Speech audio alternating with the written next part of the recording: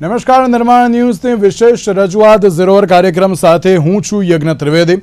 દર્શક મિત્રો, આજે ઝીરોર કાર્યક્રમમાં ચર્ચા વિચારણા કરવાની છે એક મહત્વપૂર્ણ મુદ્દાને લઈને કે જે પ્રમાણે મિડલ ઇસ્ટમાં અત્યારે તણાવપૂર્ણ પરિસ્થિતિનું જે નિર્માણ થવા પામ્યું છે અને તેમાં પણ અત્યારની વાત કરવામાં આવે તો સૌથી વધારે અફેક્ટ અત્યારે માર્કેટ થયું હોય, એટલે કે શેર માર્કેટ હોય કે પછી અત્યારે તો અર્થતંત્ર હોય, તે પ્રમાણેની પરિસ્થિતિનું ક્યાંક નિર્માણ થયું છે.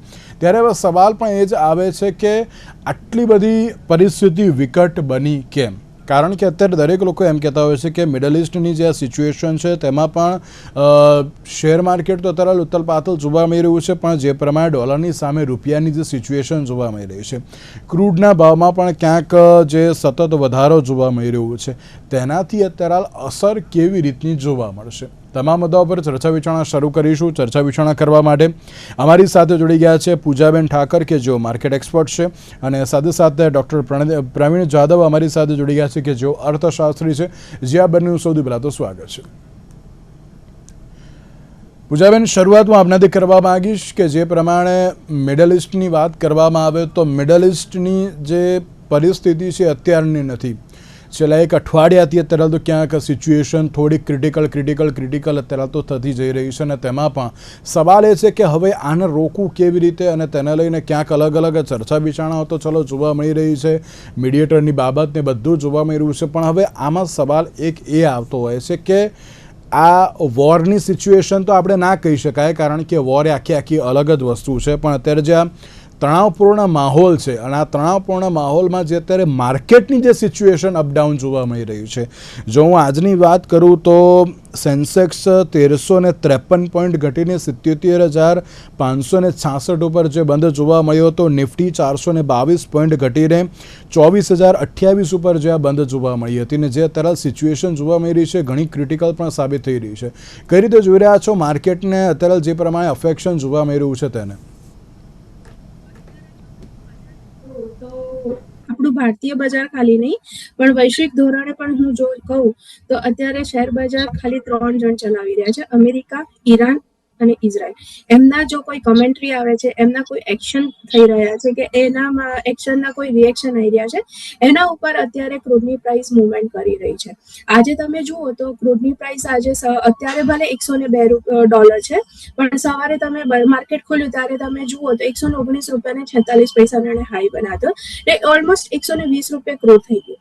હવે ભારતમાં જ્યારે આપણે ઓઇલ નિકાસ કરી રહ્યા હોઈએ ત્યારે આપણી અર્થવ્યવસ્થાને, ભારતીય અર્થવ્યવસ્થાને માટે એક મોટો કન્સર્નનો વિષય હોય તો અત્યારે ક્રૂડ પ્રાઇસ છે. એટલે અત્યારે જો ભારતીય બજારની પણ જો હું વાત કરું તો ભારતીય બજાર માત્ર ને માત્ર ક્રૂડની પ્રાઇસ ઉપર મુવમેન્ટ થઈ રહી છે. જેવું ક્રૂડની પ્રાઇસ વધી, આપણી અર્થવ્યવસ્થાને અસર થઈ અને બજારને પણ એ અસર દેખાય, તો એ રીતે અત્યારે ચાલી રહ્યું છે. એટલે આ 3 જણા જ અત્યારે અમેરિકા, ઈરાન અને ઇઝરાયલ એ ચલાવી રહ્યા છે. શુક્રવારે સાંજે બી તમે જો ન્યૂઝ જોયા હોય તો કતરના જે ઉર્જા મંત્રી હતા એમણે ટાઈમ્સ ઓફ ઇન્ડિયાની સાથે વાતચીતમાં ઓલરેડી ચેતવણી આપી ચૂક્યા હતા કે જો આ મિડલ ઇસ્ટમાં જે અત્યારે તણાવ ભરેલો જે માહોલ છે અને જે અત્યારે યુદ્ધની પરિસ્થિતિ ત્યાં જે થઈ રહી છે, એ અત્યારે પણ જો હાલ બંધ થઈ જાય છે તો પણ જે ત્યાં વે ઓફ ડિલિવરી માટેનો જે રૂટ સપ્લાય છે એ નોર્મલ થતા અઠવાડિયાઓથી તો લઈને મહિનાઓ સુધીનો સમય લાગી શકે એવી છે. એટલે ખાલી ક્રૂડ નહીં પણ ગેસના ભાવ પણ સપ્લાય એની પણ ડિસ્ટર્બ થઈ શકે એમ છે અને એના ભાવ પણ વધી શકે એમ છે. એટલે ઓવરઓલ અત્યારે તમે જુઓ તો વૈશ્વિક ધોરણે પણ મોંઘવારીનો એક અત્યારે વધી શકે એવી તલવાર લટકી જ રહી છે, તો એને લઈને બજારમાં અત્યારે દેખાય છે. અત્યારે તો આપણે જે જોઈ રહ્યા છે ને એ હાલ ખાલી પરિસ્થિતિ થતી જોઈ રહ્યા છે. હવે આની જે અસરો થશે, જે ફાઇનાન્શિયલ ઇફેક્ટ કંપનીઝમાં આવશે, એ હવે ભવિષ્યમાં મતલબ કે માર્ચ ક્વાર્ટર પૂરું થશે એટલે જોવા મળશે. એટલે એ રીતે પણ એક રીતે બજારને હજી પણ નોર્મલ થતા મને લાગે છે કે 5 થી 6 મહિના ન્યુટ્રલાઇઝ થતા થશે. સવાલ એ થતો હોય છે કે આ પ્રકારની પરિસ્થિતિમાં હવે કરવું તો કરવું શું? પ્રવીણજી, જ્યારે મિડલ ઇસ્ટની વાત કરીએ તો આપણે પણ જે પ્રમાણે 1-2 દિવસ પહેલાં જે ચર્ચા તો કરી હતી, અને જે અત્યારે હાલની જે સિચ્યુએશન છે થોડીક વધારે પડતી ક્રિટિકલ છે. ક્રૂડ ઓઇલના ભાવમાં જે સતત વધારો જોવા મળી રહ્યો છે તે ગ્લોબલી અત્યારે હાલ તો કેવા પ્રકારની અસર દર્શાવી શકે તેમ છે, અને તેની સાથે ગ્લોબલની સાથે સાથે ભારતીય અર્થતંત્ર માટે કેટલા ગંભીર સંકેત અત્યારે દર્શાવી રહ્યા છે? देखो, करंटली इराक, कुवैत और यूएई जो थ्री मेजर ओपेक प्रोड्यूसर्स है, ऑयल प्रोड्यूसिंग जो इकोनॉमीज है, उसमें से जो तीनों देशों ने दे कट आउटपुट, लाइक मतलब प्रोडक्शन करना बंद कर दिया है, क्योंकि जो मेन रूट था, like strait of like Hormuz, तो वो बंद होने के कारण, क्योंकि उनको रूट लाइक डिमांड है मार्केट में, लेकिन they are not able to supply. तो अभी क्या होगा, तो जैसे अभी मैडम ने भी किया था कि लाइक द पर barrel price of oil is around 120। तो उसका सीधा जो असर है, क्योंकि मोस्ट ऑफ द जो इंडस्ट्रीज में स्टिल फ्यूल जो हम यूज करते हैं, दैट इज ऑयल। तो पहला तो जो असर होगा, जो हमारा ट्रांसपोर्टेशन कॉस्ट होगा, जो around like India is importing around 85% जो हम इंपोर्ट करते हैं, और उसकी प्राइसेस बढ़ने की वजह से हमें जो भी सब्सिडीज है, तो हमें सब्सिडीज बढ़ाना पड़ेगा, जिसका सीधा इम्पैक्ट हमारा फिजिकल डेफिसिट्स बढ़ने में हो सकता है। या सेकेंडली या तो हमारे ऑयल की प्राइसेस बढ़ानी पड़ेगी।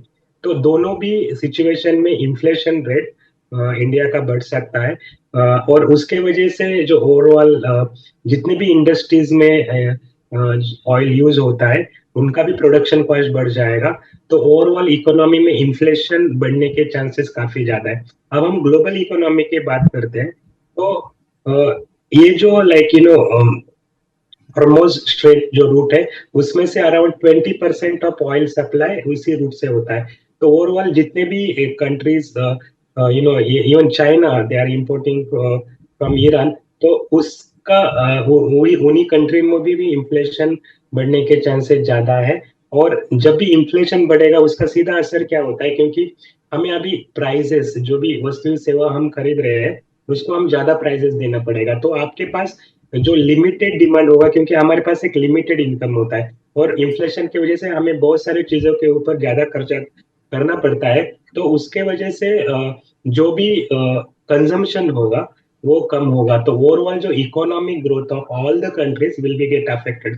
तो उसका क्या होगा, जो हम एक्सपोर्ट करते हैं, तो एक्सपोर्ट कर जो चीजें हम इंडिया के बाहर अभी भेज रहे हैं, तो उसको भी एक लिमिटेड डिमांड बढ़ेगा। तो एक्सपोर्ट जो अर्निंग है इंडिया की, वो भी कम हो जाएगी। दूसरा, जब जितने भी कंट्रीज डिमांड कम करेगी, तो इंडिया और बाकी सारे कंट्रीज को उनका प्रोडक्शन भी कम करना पड़ेगा। जब प्रोडक्शन कम करना पड़ेगा, तो जो सबसे पहले वेरिएबल कॉस्ट कंपनीज रिड्यूस करती है, वो होता है लेबर। तो अनएम्प्लॉयमेंट बढ़ने के chances not only in India but global economy में बहुत ज्यादा है। और अनएम्प्लॉयमेंट बढ़ेगा तो फर्दर इनकम बढ़ जाएगा। तो वो एक विशियस सर्कल है, जिसके वजह से overall growth of not only in India but other economy के बढ़ जाएंगे। ये तो एक होगा। तो जैसे हमारा जो मेजर एक्सपोर्ट है, इंजीनियरिंग प्रोडक्ट्स हो गया, टेक्सटाइल हो गया, या जेम्स एंड ज्वेलरी हो गया, या फार्मास्यूटिकल, वो सारी चीजों के ऊपर इम्पैक्ट पड़ सकता है। दूसरा, हम ये बात करेंगे, क्योंकि हमें अभी लेट सपोज अभी यूएस ने भी कहा है कि हम रशिया से ऑयल खरीद सकते हैं, और वो प्रोसेस करके मतलब हम पॉजिटिव इम्पैक्ट में देखेंगे। तो लेट सपोज जो crude oil, raw crude oil India में आएगा, यहाँ पे प्रोसेस होगा, क्योंकि हमारे जितने भी पोर्ट्स है, उसके बाजू में रिफाइनरीज हो रहे हैं। तो मोस्टली आपने देखा होगा कि इंडिया के ट्रेडर्स, मैंने लास्ट डिस्कशन में भी बताया, we are importing as well as exporting oil, क्योंकि जो रिफाइनरी हम रिफाइन करते हैं ऑयल, उसका प्रोडक्शन कॉस्ट इंडिया में कम है, क्योंकि we have cheap labour cost.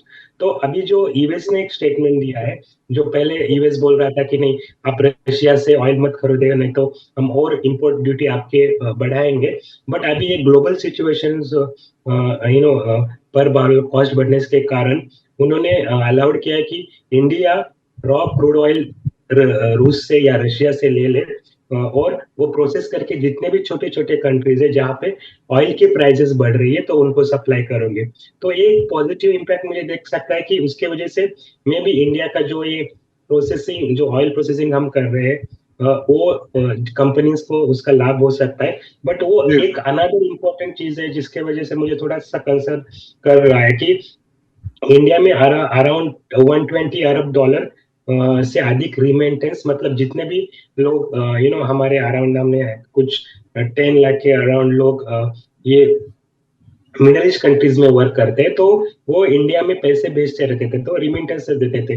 तो लाइक इफ 120 अरब डॉलर जो रिमिटेंस आता है, उसमें से 40 to 45 जो परसेंट है वो खाड़ी देशों से आता है। तो यहाँ पे अभी सिचुएशन अच्छी नहीं है, तो वो जो रिमिटेंसेस है वो कम होने के चांसेस है। एट द सेम टाइम बहुत सारे लोग ऐसा भी बोल रहे हैं कि क्योंकि कंडीशंस खराब है, तो they have a plan to shift back to India. India में ऑलरेडी पॉपुलेशन ज्यादा है, और वो लोग इफ दे आर थिंकिंग कि नहीं हमें इंडिया में शिफ्ट होना है, तो how to accommodate that additional population, that is also problem. तो वो भी एक मुझे ज्यादा कंसर्न लग रहा है। That's what like what is my view on the global economy. બિલકુલ બિલકુલ પૂજાબેન, એક એવી પણ પરિસ્થિતિ જોવા મળી કે રોકાણકારોના ક્યાંક એક જ દિવસમાં 22 લાખ કરોડ જેટલા ધોવાયા હોવાની ક્યાંક વિગતો પણ જે સામે આવી છે, અને અત્યારના સમયમાં ક્યાંક રોકાણકારો પણ એવું જ જે વિચારી રહ્યા છે કે હવે જો નેક્સ્ટ ટાઈમ એટલે કે આવતીકાલે સવારે જો માર્કેટ ઓપન થશે તો કેવી રીતનું થશે, એક ક્યાંક અત્યારે તો એ પરિસ્થિતિ પણ જોવા મળી રહ્યું છે। તો અત્યારના સમયમાં જ્યારે આ જે શેર માર્કેટમાં અત્યારે જે ક્યાંક ડાઉન જ સતત જોવા મળી રહ્યું છે, એ ટૂંકા ગાળા માટે એટલે કે શોર્ટ ટાઈમ માટે છે કે ના લોંગ ટાઈમ માટે અત્યારે આ પરિસ્થિતિ જોવા મળી શકે તેમ છે? પરિસ્થિતિ જે રીતે ખરાબ થઈ છે, માર્કેટ જે રીતે નીચે સરકી ગયું છે, અત્યારે તમે એવું કહી શકો કે અત્યારે એ મંદીના એક મુખ સાથે તો મોઢા સાથે તો ખરું જ, કારણ કે જે રીતે 24,000ની નીચે નિફ્ટી તમે જુઓ તો સિંદૂર ઓપરેશન જ્યારે થયું તો નિફ્ટીએ જે લો બનાવ્યો હતો એ 23,935 નો હતો। આજનો તમે લો જોશો તો એ 23,697 નો છે, એટલે કે જે એક સપોર્ટ તરીકે જે કામ કરતું હતું 23,935 નું લેવલ, એ બ્રેક થઈ અને એનાથી પણ નીચે ગયું હતું। નીચે જવું એ અલગ વસ્તુ છે, સસ્ટેન નથી થયો એ સારું વસ્તુ છે કે 24,000ની ઉપર બંધ આપ્યું છે। 24,200 24,500 ઉપર સ્ટેપ બાય સ્ટેપ ચડી જાય છે તો તમે કહી શકો કે થોડું હળવું થયું, પણ અત્યારે જે પરિસ્થિતિ ખરાબ થઈ છે, જે આપણે 26,000 જ્યારે હતું ત્યારે વાત કરતા હતા 26,000 વખતે કે હવે ઉપર બ્રેકઆઉટ છે અને હવે 28,000 29,000 થઈ જશે, એ પરિસ્થિતિ બદલાઈ ગઈ, એનાથી 360 ડિગ્રી ઊંધું થઈ ગયું, અને હવે તો એવું લાગે છે કે જો 23,935 નીચે સરકે છે તો તમને, અને જે તે ડોલરની માફ કરશો ક્રૂડની પ્રાઇસ છે તે અત્યારે $120 છે। હવે કતારના જે ઉર્જા મંત્રીની ટાઈમ્સ ઓફ ઇન્ડિયા સાથે વાત થઈ તો એમને તો ચેતવણીમાં એમણે કીધું છે કે $150 સુધી પણ ક્રૂડ ઓઇલ જઈ શકે એમ છે। હવે $120 જો તમે 24,000 ને બ્રેક કરી અને નીચે જાય છે તો બીજા ₹30 એટલે $150 થાય, તો પછી નિફ્ટી ક્યાં જઈને અટકશે, બજાર ક્યાં જઈને અટકશે? અને બજારને તો છોડો, અર્થવ્યવસ્થાને કેટલું નુકસાન કરશે, જે તે જાદવ સાહેબે વાત કરી, અને જે તે હમણાં મેં કીધું કે મોંઘવારી વધી રહી છે, અને એ ખાલી ભારતીય બજારમાં નહીં, ગ્લોબલી બધે મોંઘવારી વધશે, તો એ મંદીનું જે 20 ચક્ર શરૂ થશે તો પછી એમાંથી ઉપર આવવું કેટલો ટાઈમ લેશે એ તો જોવું રહ્યું। પણ મને એવું લાગે છે કે જે તે તમે મને ટાઈમ પીરિયડ પૂછ્યો અને હમણાં મેં કીધું કે અત્યારે આપણે $120 થયું અને બજાર ઘટતા જોયું, ઓલરેડી અત્યારે આપણે થતું જોઈ રહ્યા છે, એની ફાઇનાન્શિયલ ઇફેક્ટ જે નુકસાન થશે એ તમે ક્યારે જોશો? અત્યારે મોંઘવારી વધશે, સપ્લાય ચેઇન ડિસ્ટર્બ થઈ છે, ખાલી ક્રૂડ ઓઇલ અને એના એટલું ના જોશો તમે, અત્યારે કેટલા બધા એરપોર્ટ્સ બંધ છે, એના કારણે કેટલા બધા શિપિંગ્સ બંધ છે। હવે ખાલી ક્રૂડ ઓઇલનું શિપિંગ અટક્યું છે એવું તો છે જ નહીં ને, એક્સપોર્ટ ઇમ્પોર્ટની પણ જે ચેનલ હતી એ પણ અત્યારે ડિસ્ટર્બ થઈ છે, તો એ દરેક ધંધાને અસર કરી રહ્યું છે, દરેક બિઝનેસને અસર કરી રહ્યું છે। તો એ જે બિઝનેસમાં અસર થઈ છે એ ક્યારે જોવાશે? તો એ માર્ચના જે ક્વાર્ટરલી રિઝલ્ટ આવશે એમાં તમને અસર દેખાશે કે જે ગયા ડિસેમ્બર કરતા થોડા ધીમે ધીમે ક્વાર્ટર્સ 2-3 ક્વાર્ટરથી બેટર થઈ રહ્યું હતું। સપ્ટેમ્બર ક્વાર્ટર બહુ સરસ હતું, એક્સપેક્ટેશન હતું કે સપ્ટેમ્બર ક્વાર્ટર કરતા ડિસેમ્બર સારું હશે, ડિસેમ્બર પછી હવે માર્ચ સારું આવશે, પણ માર્ચ સારા આવવાના બદલે ઉપરથી આ જે પરિસ્થિતિ થઈ છે એના લીધે દરેક બિઝનેસને ઇફેક્ટ થઈ છે, તો એના લીધે ઉપરથી માર્ચ ક્વાર્ટર ખરાબ થશે। તો હવે કેટલું ખરાબ થશે, શું એની અસર થઈ છે, કયા ધંધામાં કયા સેક્ટરમાં એની વધારે અસર થઈ છે, એ બધું વિશ્લેષણ હવે માર્ચ ક્વાર્ટર પછી આવશે। માર્ચ મહિનો તો ચાલી જ રહ્યો છે, માર્ચ મહિનાના અંતમાં એક ક્વાર્ટર હવે એપ્રિલ ને મેમાં જે આવશે ત્યારે તમને બજારમાં એકચ્યુઅલ ફાઇનાન્શિયલ જે લોસ થયો છે એ ઇફેક્ટ તમને દેખાશે। એટલે હજી તો મને એવું લાગે છે કે 6-1 મહિના જેવું તમારે જોવું રહ્યું। મેઇનલી કયા કયા સેક્ટરોમાં અસર છે? ઓઇલ, એવિએશન, એફએમસીજી અને તેની સાથે અન્ય કયા સેક્ટરમાં આની અસર જોવા મળી રહી છે અને મળી શકે છે? વધશે તો સૌથી પહેલું તો એફએમસીજી સેક્ટરને અફેક્ટ થશે। અત્યારે ઓઇલ સેક્ટર અને એમાં અસર થઈ છે। અત્યારે જે ચાઇના માટે એક આમ ખેંચતાણ થઈ રહી છે કે ચાઇનાને બહુ મોટી મુવમેન્ટ ન મળે, તો એવું બને કે તમને આગામી આ યુદ્ધ પછી હવે ચાઇના જો થોડું પણ મુવમેન્ટ કરે છે તો એની પાસે એના સ્ટીલ સેક્ટરમાં એમાં ડિમાન્ડ અને ત્યાં ઓછી થશે, તો એ ભારત માટે સારું બનશે. તો થોડી ઘણી પોઝિટિવ ઇફેક્ટ ત્યાં થઈ શકે કે ચાઇનાના ઓર્ડર્સ આપણને ઇન્ડિયાને મળે, તો એ થોડી ઘણી પોઝિટિવિટી થશે. પણ એ તમને જૂન ક્વાર્ટરમાં જોવા મળશે, એ અત્યારે નહીં જોવા મળે. એટલે એ સેક્ટર વાઇઝ તમે જુઓ તો બેન્કિંગ સેક્ટર છે એને ફાઇનાન્શિયલ સેક્ટરને વધારે અસર થશે, એફએમસીજી સેક્ટરને વધારે અસર થશે, સેમી કન્ડક્ટર અને ઓટો સેક્ટરને મને લાગે છે કે વધારે અસર થશે. હવે જોવાનું એ જ રહ્યું કે હવે આગામી સમયમાં રોકાણકારો હવે કેવી રીતના સતર્કતાથી આગળ વધશે. પ્રવીણજી, જ્યારે ક્રૂડ ઓઇલની તો આપણે વાત કરી, ક્રૂડ ઓઇલમાં જે તરલ વધારો જોવા મળ્યો છે, ક્યાંક સિચ્યુએશન ક્યાંક અલગ જ છે, પણ ડોલર સામે જે રૂપિયો ઓલ ટાઈમ લો लेवल पर જોવા મળી રહ્યો છે, આપ તેને પણ કઈ રીતે જોઈ રહ્યા છો? देखिए जो भी ये डिवैल्यूएशन ऑफ इंडियन रुपी का हो रहा है, उसका मेन काजर है कि जो हमारा इंपोर्ट बिल है इन टर्म्स ऑफ ऑयल वो बढ़ रहा है. तो जब भी मोस्ट ऑफ द ऑयल जो हम इंपोर्ट करते हैं तो उसका जो भी पेमेंट्स होता है वो यूएस डॉलर में हमें करना होता है. तो यूएस डॉलर के ये और अदर भी जितने भी करेंसीज है उसमें इंडियन जो वैल्यू ऑफ इंडियन रुपीस का वो कम हो गया है. तो उसका सीधा जो इम्पैक्ट होगा, जो भी चीजें हम इंपोर्ट करते हैं इंडिया में वो एक्सपेंसिव हो जाएगी. तो जो भी रॉ मटेरियल, लेट सपोज हम देख लेते हैं कि मोस्ट ऑफ द कोल जो हम इंपोर्ट करते हैं और इलेक्ट्रिसिटी जनरेशन वो हम इंपोर्ट करते हैं. जैसे अदानी पोर्ट है, वहाँ पे एक स्पेशल पोर्ट बनाया है जस्ट टू कोल इंपोर्ट. तो ऐसे जितनी भी चीजें हम बाहर के कंट्री से ले रहे हैं तो उसको हमें इंडियन रुपीज में ज्यादा देना पड़ेगा, क्योंकि हमारा करेंसी डिवैल्यूएट हो रहा है. तो इंपोर्ट एक्सपेंसिव होगा तो जो भी रॉ मटेरियल या जितने भी चीजें हम इंपोर्ट कर रहे हैं उसको हमें ज्यादा पैसे देने पड़ेंगे. तो जैसे रॉ मटेरियल की प्राइस बढ़ेगी तो प्रोडक्शन कॉस्ट बढ़ेगा और again prices of the commodities will be increases. उसका like that is the one negative impact which we can see because of the devaluation. दूसरा एक important impact like may be can be positive, जैसे हमारे exports जो हो रहे हैं other countries में, डिवैल्यूएशन होने की वजह से एक्सपोर्ट की डिमांड बढ़ सकती है, क्योंकि विद सेम रुपीज नाउ उनको ज्यादा इंडियन रुपीज मिल रहे हैं. तो उसके वजह से मे बी हमारा एक्सपोर्ट जो है वो थोड़े से उनकी जो वो प्राइसेस हमारे कमोडिटीज के इंटरनेशनल मार्केट में कम हो सकती है. बट हमें ये देखना होगा क्योंकि हमारा इंपोर्ट हमेशा ज्यादा रहा है कंपेयर टू अवर एक्सपोर्ट. तो ओवरऑल जो इम्पैक्ट होगा दैट विल बी नेगेटिव, क्योंकि हमें इंपोर्ट जितनी भी चीजें कम कर रहे हैं उसके लिए ज्यादा पैसा देना पड़ेगा. तो ऑब्वियसली डिवैल्यूएशन की वजह से इसका सीधा इम्पैक्ट हमारे इंपोर्ट बिल पे भी पड़ेगा. हमारा इंपोर्ट बिल बढ़ जाएगा एंड जो हमारा करंट अकाउंट डेफिसिट्स है इंडिया का वो ज्यादा बढ़ने के चांसेस है.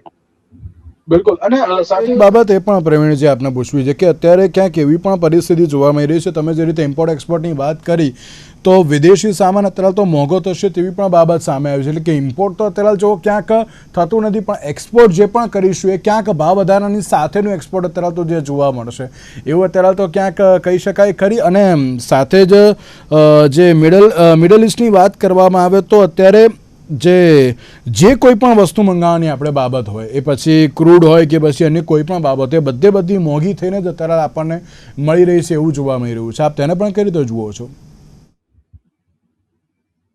थोड़ा सा हिंदी में एक्सप्लेन करेंगे. I am not that comfortable in Gujarati.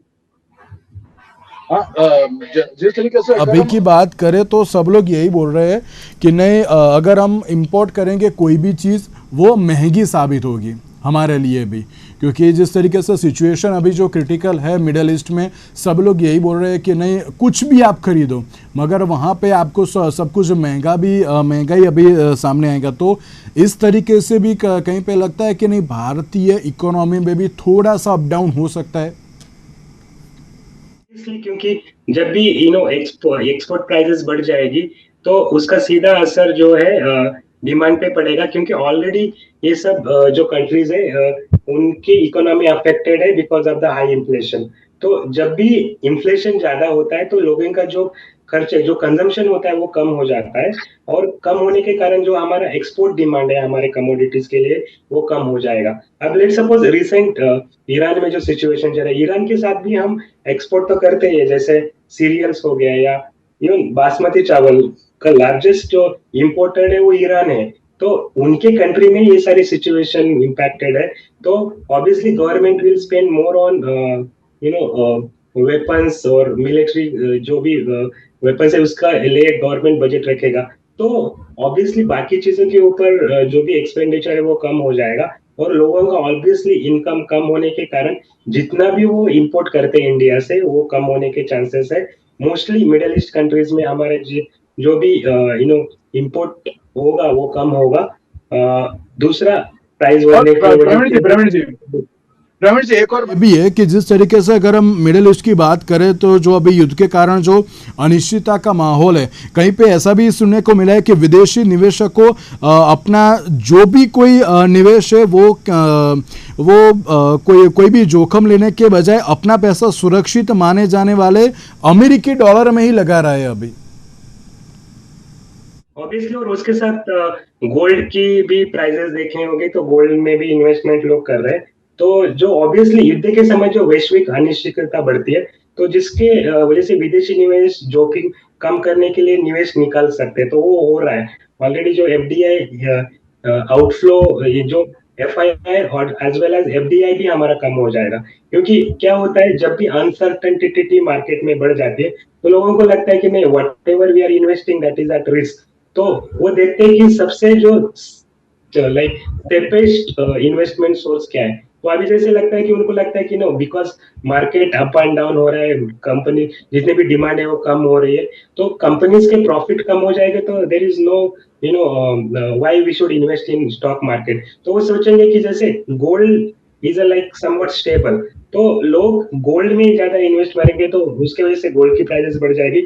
और जो एफआईआई आउटफ्लो है इंडियन मार्केट से वो ऑलरेडी हो रहा है, आप देख रहे होंगे। उसके साथ जो एफडीआई होता है, फॉरेन डायरेक्ट इन्वेस्टमेंट भी है, वो भी कम हो जाएगी, क्योंकि जब अनसर्टेनिटी का माहौल होता है तब कोई भी कंपनी ये जोखिम नहीं लेंगे कि किसी और कंट्री में जाके वहां पे इन्वेस्ट करेंगे। इवन हमने देखा होगा कि इंडिया भी बहुत सारे इन्वेस्टमेंट मिडिल ईस्ट कंट्रीज में कर रहे हैं। जैसे कुछ पोर्ट में हमारा इन्वेस्टमेंट है, अडानी पोर्ट ने ऑलरेडी इन्वेस्टमेंट ईरान में भी किया हुआ है। तो वो सारे जो पोर्ट्स के काम कर रहे हैं, इट इज एज स्टेक। तो वहां पे इनकेस, क्योंकि सिक्योरिटी का एक मेन क्वेश्चन है, तो ऑलरेडी इस बजट में भी जो पोर्ट के लिए एक्सपेंडिचर गवर्नमेंट ने 0 कर दिया था, बट स्टिल अभी जितना भी इन्वेस्टमेंट वहां पे हुआ है इंडिया कंपनीज में भी किया हुआ है, तो वो भी स्टेक पे है। तो ऑलरेडी एफडीआई एंड एफआईआई दोनों भी इंडियन मार्केट में भी कम हो जाएगा, और जो इंडिया से इन्वेस्टमेंट जा रहा है और जो भी इंडिया में इन्वेस्टमेंट आ रहा है वो भी कम होगा। तो ऑब्वियसली एफडीआई इनफ्लो और आउटफ्लो एफआईआई ज्यादा रहेगा, तो वो भी इंडियन रुपये का जो भी डिवैल्यूएशन ज्यादा हो सकता है इन चीजों की वजह से। બિલકુલ બિલકુલ અને સાહેબ એક છેલ્લો અને મહત્વનો સવાલ કે જ્યારે ભારતીય જે શેર માર્કેટની અત્યારે જે સિચ્યુએશન જોવા મળી રહી છે ઘણી ક્રિટિકલ તો છે જ, પણ તેની સાથે રોકાણકારોએ અત્યારે તો ખાસ કેવી રીતનું ધ્યાન રાખવું જોઈએ, કારણ કે આ પ્રકારની સિચ્યુએશનમાં ક્યાંક એ લોકો એમ જ કહી રહ્યા છે કે અમારો રૂપિયો સેફ છે કે નહીં, અમે અત્યારે ઇન્વેસ્ટ કરીએ કે નહીં, અને કરીએ તો શેમાં કરીએ, એક એ પ્રમાણની પણ ક્યાંક સિચ્યુએશન જોવા મળી રહી છે। દરેક લોકોને આપણે છેલ્લે એક બાબત શું કહેવા માગશો? મજાની દ્રષ્ટિએ જો હું કહું તો તમારા બે ક્વેશ્ચન્સ છે। પહેલા હાલ અત્યારે શું કરવું જોઈએ, તો ટ્રેડર્સને બહુ કોશિયસ એપ્રોચ રાખવાની જરૂર છે। ટ્રેડિંગ હાલ પૂરતા અવોઇડ કરવું જોઈએ। ઇક્વિટી માર્કેટમાં તો ડેફિનેટલી ઓછું કરવું જોઈએ। જે રીતે જાદવ સરે વાત કરી કે ઇક્વિટીમાંથી અત્યારે ગોલ્ડમાં શિફ્ટ થાય છે। ઇનફેક્ટ હું જો એમાં એડ કરું તો અત્યારે ગોલ્ડ અને સિલ્વરની પ્રાઇસ પણ જે રીતે ખાસ મુવમેન્ટમાં નથી, તો ગોલ્ડ અને સિલ્વરની નું પણ ઇન્વેસ્ટમેન્ટ અત્યારે ક્રૂડ ઓઇલમાં વેચવાલી માટે થઈ રહ્યું છે। એટલે હાલ અત્યારે જે રીતે ક્રૂડમાં સટ્ટો રમાઈ રહ્યો છે એ ફરીથી સ્વિચ ઓવર થઈને ઇક્વિટી માર્કેટમાં આવશે, તો એ લોંગ ટર્મ ઇન્વેસ્ટર્સે ખાસ યાદ રાખવાની જરૂર છે. એટલે લોંગ ટર્મ ઇન્વેસ્ટર્સ જે હોય એમણે તો બોટમ ફિશિંગ કરવું જોઈએ. પોર્ટફોલિયોમાં એમના જે સારા ફંડામેન્ટલ સ્ટ્રોંગ સ્ટોક્સ હોય એમાં અત્યારે એ બોટમ ફિશિંગ કરી શકે છે, એવરેજ આઉટ કરી શકે છે, 30 and 40 ના રેશિયોઝમાં ઇન્વેસ્ટમેન્ટ કરી શકે છે અને પોતાના પોર્ટફોલિયોને મજબૂત બનાવી શકે છે. ટ્રેડર્સે ખાસ કહું છું હજી પણ કે ટ્રેડિંગ અવોઇડ કરવું જોઈએ અને જો ટ્રેડિંગ કરે છે તો પણ ખૂબ જ કોશિયસ અપ્રોચ રાખવાની જરૂર છે. હવે ક્યાં ઇન્વેસ્ટમેન્ટ કરવું જોઈએ તો સેક્ટર વાઇઝ દરેક માર્કેટની સાયકલ પ્રમાણે એ સેક્ટર્સ ચાલતા હોય છે. તો અત્યારે જે તે વોર સિચ્યુએશન્સ છે ઓવરઓલ ગ્લોબલી, તો આપણું ઇન્ડિયા પણ આપણા ડિફેન્સ સેક્ટરને ખૂબ મજબૂત કરવા માટેના ડેફિનેટલી પ્રયાસો કરશે અને બજેટમાં પણ ડિફેન્સ સેક્ટર્સને સારું એવું અલોટમેન્ટ કરવામાં પણ આવ્યું છે. તો ડિફેન્સ સેક્ટરને મજબૂત કરશે તો ડિફેન્સ સ્ટોક્સ જે છે, BEL છે, ભારત ફોર્જ છે, GRSE છે, કોચિન શિપયાર્ડ છે, એ મને લાગે છે કે ડિફેન્સ સેક્ટરમાં સારું પરફોર્મન્સ થશે. ઘટાડે જો બોટમ ફિશિંગ કરવું હોય અત્યારે તો મને લાગે છે સેમિકન્ડક્ટર ઇન્ડસ્ટ્રીઝ, ટાટા સ્ટીલ સેક્ટરમાં જોઈએ તો ટાટા સ્ટીલ છે, JSW સ્ટીલ છે, એ ખૂબ સારું પરફોર્મ કરશે એવું મને લાગી રહ્યું છે. મોંઘવારી વધશે તો FMCG સેક્ટરને પણ અસર થશે, તો તમે FMCG સેક્ટરને થોડો કોશિયસ અપ્રોચથી જોવાની ખાસ જરૂર છે. ઘટાડે જો તમે કરવા માંગતા હોય તો બેન્કિંગ સેક્ટરમાં તમે સારા ફંડામેન્ટલ SBI છે, ICICI બેંક છે, એમાં ઘટાડાનો લાભ તમે લોંગ ટર્મ પોર્ટફોલિયોથી કરવા માંગતા હોય તો તમે કરી શકો છો. તો એ સેક્ટર વાઇઝ તમારે સિલેક્ટિવ રહેવાની જરૂર છે અને ઇનફેક્ટ કહું તો સેક્ટરમાં પણ ફંડામેન્ટલી જે ખૂબ સારા હોય એવા ફંડામેન્ટલ સ્ટ્રોંગ સ્ટોક્સ જ લેવા જોઈએ. સ્ટોક સિલેક્શનમાં પણ તમારે ખૂબ જ સિલેક્ટિવ થવાની જરૂર છે અને કોશિયસ અપ્રોચ ટ્રેડિંગમાં સ્ટ્રિક્ટ સ્ટોપ લોસ સાથે કરવો ખૂબ જ જરૂરી છે.